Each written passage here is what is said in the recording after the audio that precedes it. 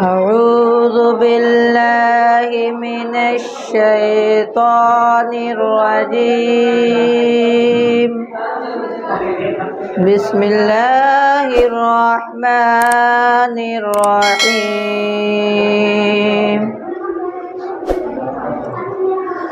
وَإِذْ قُلْتُمْ يَا مُوسَى لَن نَّصْبِرَ عَلَىٰ طَعَامٍ وَاحِدٍ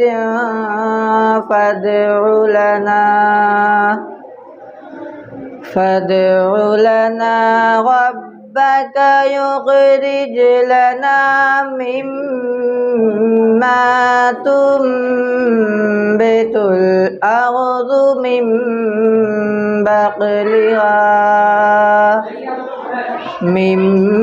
بقلها وقثائها وفومها وعدسها وبصلها.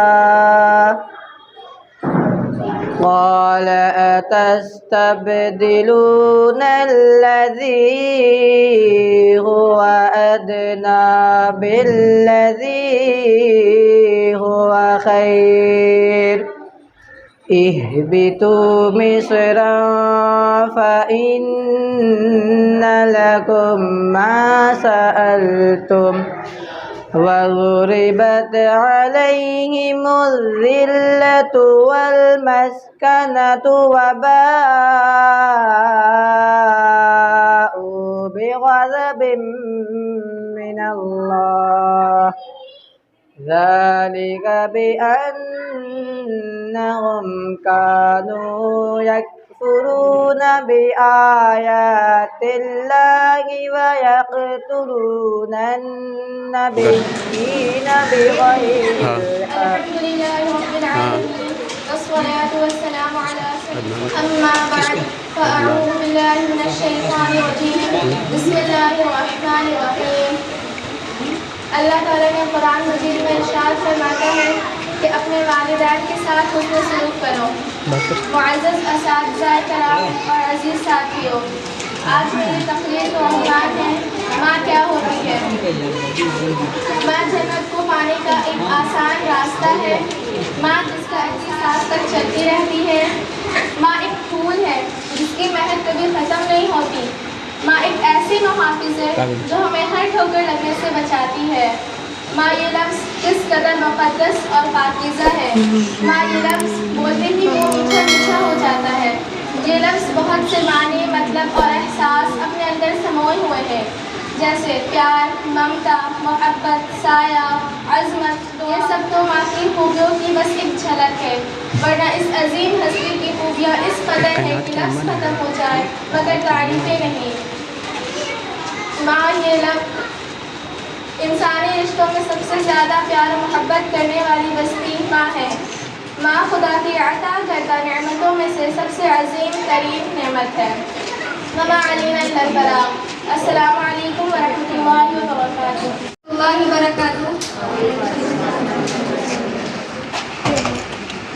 اعوذ باللہ من الشیطان الرجیم.